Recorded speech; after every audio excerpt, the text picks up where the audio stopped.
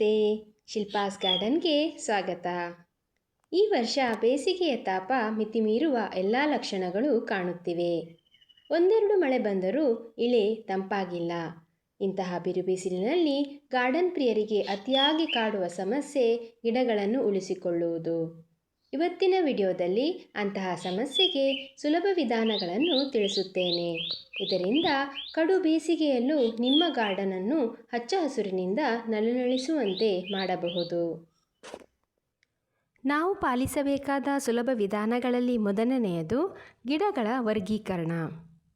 ಬೇಸಿಗೆಯಲ್ಲಿ ಗಾರ್ಡನ್ನಲ್ಲಿ ಪಾಟ್ಗಳಲ್ಲಿ ಇರುವ ಗಿಡಗಳನ್ನು 2 ವಿಧಗಳಲ್ಲಿ ವರ್ಗೀಕರಿಸುವುದು ಉತ್ತಮ.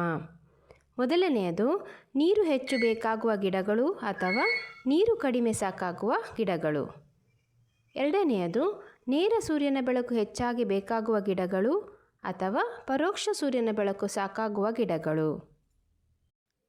ಹೀಗೆ ಮೊದಲೇ ಗಿಡಗಳನ್ನು ವರ್ಗೀಕರಿಸುವುದು ಉತ್ತಮ. ಹೀಗೆ ಮಾಡುವುದರಿಂದ ನೀರು ಹಾಕಲೇಬೇಕಾದ ಗಿಡಗಳು ಒಟ್ಟಿಗೆ ಇರುವುದರಿಂದ ಸಮರ್ಪಕವಾಗಿ ನೀರಿನ ಪೂರೈಕೆ ಮಾಡಬಹುದು.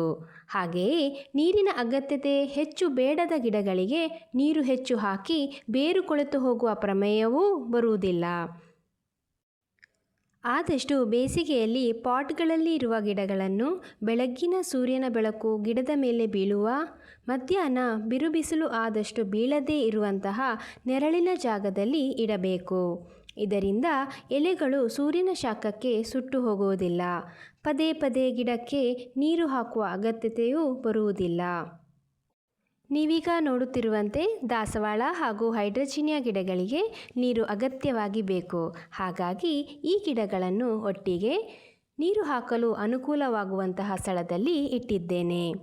ಅದೇ ರೀತಿ ಅಲೋವೆರಾ ಗಿಡಗಳಿಗೆ ಪರೋಕ್ಷ ಸೂರ್ಯನ ಬೆಳಕು ಸಾಕಾಗುತ್ತದೆ. ಅದಕ್ಕಾಗಿ ಈ ರೀತಿ ನೆರಳಿನಲ್ಲಿ ಇಟ್ಟಿದ್ದೇನೆ. ಬೇಸಿಗೆಯಲ್ಲಿ ನೆರಳಿಗಾಗಿ ಹೂಗುಂಡಗಳನ್ನು ಮನೆಯೊಳಗೂ ಕೂಡ ಇಡಬಹುದು ಅಥವಾ ಬಾಲ್ಕನಿಯ ನೆರಳಿನಲ್ಲಿ ಕೂಡ ಇಡಬಹುದು. ಇನ್ನು ಪಾಲಿಸಬೇಕಾದ ಎರಡನೆಯ ಅಂಶ, ಗಿಡದ ಬಾಡಿದ ಹೂಗಳನ್ನು ಒಣಗಿದ ಎಲೆಗಳನ್ನು ಅಗತ್ಯವಾಗಿ ತೆಗೆಯಬೇಕು. ಸಸ್ಯದ ಶಕ್ತಿ ವ್ಯರ್ಥವಾಗುವುದನ್ನು ನಾವು ಇದರಿಂದ ತಡೆಯಬಹುದು. ಗಿಡದ ಹೊಸ ಬೆಳವಣಿಗೆಗೆ ಇದು ಸಹಕಾರಿ. ಮೂರನೆಯ ಅಂಶ, ಸಮರ್ಪಕ ನೀರಿನ ಪೂರೈಕೆ. ಬಿಸಿಲಿಗೆ ಮಣ್ಣು ಬೇಗ ಒಣಗುತ್ತದೆ. ಹೀಗಾಗಿ ನಿತ್ಯ ಒಮ್ಮೆಯಾದರೂ ಗಿಡಗಳಿಗೆ ನೀರು ಸಿಗುವಂತೆ ನೋಡಿಕೊಳ್ಳಬೇಕು. ನೀರಿನ ಸ್ಪ್ರೇ ಕೂಡ ಮಾಡಬಹುದು. ಇದರಿಂದ ಗಿಡದ ಮೇಲಿರುವ ಮಣ್ಣು ಧೂಳು ಹೊರಟು ಹೋಗಿ ಗಿಡದ ಶೈನ್ ಮತ್ತೆ ಬರುತ್ತದೆ. ಗಿಡಗಳಲ್ಲಿ ಹೊಸ ಚೈತನ್ಯ ಮೂಡುತ್ತದೆ. ನಾಲ್ಕನೆಯ ಅಂಶ, ಆದಷ್ಟು ಮನೆಯ ಬಾಲ್ಕನಿಯಲ್ಲಿ, ಗಾರ್ಡನ್ನ ಓಪನ್ ಸ್ಪೇಸ್ನಲ್ಲಿ ನೀರು ಕಡಿಮೆ ಸಾಕಾಗುವ ಹಾಗೂ ಸೂರ್ಯನ ಶಾಖವನ್ನು ತಡೆದುಕೊಳ್ಳುವಂತಹ ಗಿಡಗಳನ್ನು ನೆಡಿ. ಕಳ್ಳಿ, ಗೆಡ್ಡೆ ಜಾತಿಯ ಗಿಡಗಳು ಶಾಖ ಸಹಿಷ್ಣುತೆ ಹೊಂದಿರುತ್ತವೆ. ಇದರಿಂದ ಬಿರುಬಿಸಿಲಿನಲ್ಲೂ ಕೂಡ ಗಿಡಗಳನ್ನು ಉಳಿಸಿಕೊಳ್ಳಬಹುದು. ಗಾರ್ಡನ್ನ ಅಂದ ಇದರಿಂದ ಹೆಚ್ಚಿಸಬಹುದು. ಐದನೆಯ ಅಂಶ, ಗಿಡಗಳಿಗೆ ಹಸಿ ಗೊಬ್ಬರದ ಬಳಕೆ. ಆದಷ್ಟು ಗಿಡಗಳ ಬುಡಕ್ಕೆ ಹಸಿ ಗೊಬ್ಬರ, ಮರದ ಎಲೆಗಳು, ತೆಂಗಿನ ನಾರನ್ನು ಹಾಕಿದರೆ ಅವು ನೀರನ್ನು ಹಿಡಿದಿಟ್ಟುಕೊಳ್ಳಲು, ಗಿಡಕ್ಕೆ ಬಿರುಬಿಸಿಲಿನಲ್ಲೂ ತಂಪು ನೀಡಲು ಸಹಕಾರಿ. ವೀಕ್ಷಕರೇ, ಬೇಸಿಗೆಯಲ್ಲಿ ಮಿತಿಗಿಂತ ಜಾಸ್ತಿ ಪ್ರಮಾಣದಲ್ಲಿ ರಸಗೊಬ್ಬರವನ್ನು ಗಿಡಗಳಿಗೆ ಹಾಕಬಾರದು. ಇದು ಗಿಡಗಳ ಮೇಲೆ ಪ್ರತಿಕೂಲ ಪರಿಣಾಮವನ್ನು ಬೀರಬಹುದು.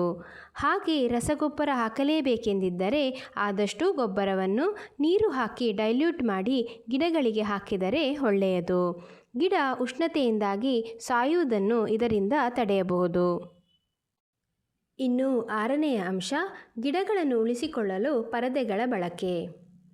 ಓಪನ್ ಟೆರೇಸ್ ಅಥವಾ ದಿನವಿಡೀ ಬಿಸಿಲು ಬೀಳುವ ಜಾಗದಲ್ಲಿ ಗಾರ್ಡನಿಂಗ್ ಮಾಡುವ ಅನಿವಾರ್ಯತೆ ಇದ್ದರೆ ಆಗ ಸೂರ್ಯನ ಪ್ರಖರತೆಯಿಂದ ಗಿಡಗಳನ್ನು ಉಳಿಸಲು ಪರದೆಗಳನ್ನು ಬಳಸಬಹುದು. ಈ ರೀತಿ ಪರದೆಗಳನ್ನು ಬಳಸುತ್ತಿದ್ದರೆ ಸಂಜೆಯ ವೇಳೆ ಪರದೆಗಳನ್ನು ಸರಿಸಿದರೆ ಉತ್ತಮ. ಇದರಿಂದ ಸಾಯಂಕಾಲ ಬೀಸುವ ತಂಪಾದ ಗಾಳಿ ಗಿಡಗಳಲ್ಲಿ ಹೊಸ ಚೈತನ್ಯ ಮೂಡಿಸುತ್ತದೆ. ಪಾಲಿಸಬೇಕಾದ ಏಳನೆಯ ಅಂಶ, ಬೇಸಿಗೆಯಲ್ಲಿ ರೀಪಾಟಿಂಗ್ ಮಾಡಬೇಡಿ. ಬೇಸಿಗೆಯಲ್ಲಿ ನಮ್ಮಲ್ಲಿರುವ ಗಿಡಗಳನ್ನು ಉಳಿಸಿಕೊಳ್ಳುವುದು ಮುಖ್ಯ. ಹಾಗಾಗಿ ಆಲ್ರೆಡಿ ಚೆನ್ನಾಗಿ ಇರುವ ಗಿಡಗಳನ್ನು ದೊಡ್ಡ ಪಾಟ್ಗಳಿಗೆ ರೀಪಾಟಿಂಗ್ ಮಾಡುವ ಕೆಲಸವನ್ನು ಮಾಡದೇ ಇರುವುದು ಉತ್ತಮ. ರೀಪಾಟಿಂಗ್ ಏನಿದ್ದರೂ ಮಳೆಗಾಲ ಮುಗಿಯುವ ಸಮಯದಲ್ಲಿ ಅಥವಾ ಬೇಸಿಗೆ ಶುರುವಾಗುವ ಮೊದಲೇ ಮಾಡಿದರೆ ಉತ್ತಮ. ಇದರಿಂದ ನಮ್ಮಲ್ಲಿರುವ ಗಿಡಗಳನ್ನು ನಾವು ದೀರ್ಘಕಾಲ ಉಳಿಸಿಕೊಳ್ಳಬಹುದು. ಗಾರ್ಡನ್ ಪ್ರಿಯರೇ, ಈ ಅಂಶಗಳನ್ನು ತಪ್ಪದೇ ಪಾಲಿಸಿ ಹಾಗೂ ಬಿರುಬಿಸಿಲಿನಲ್ಲಿ ನಿಮ್ಮ ಗಾರ್ಡನನ್ನು ಹಚ್ಚ ಹಸುರಿನಿಂದ ಕಂಗೊಳಿಸಿ ಎಂದು ಆಶಿಸುತ್ತಾ ಇವತ್ತಿನ ವಿಡಿಯೋವನ್ನು ಮುಗಿಸುತ್ತಿದ್ದೇನೆ.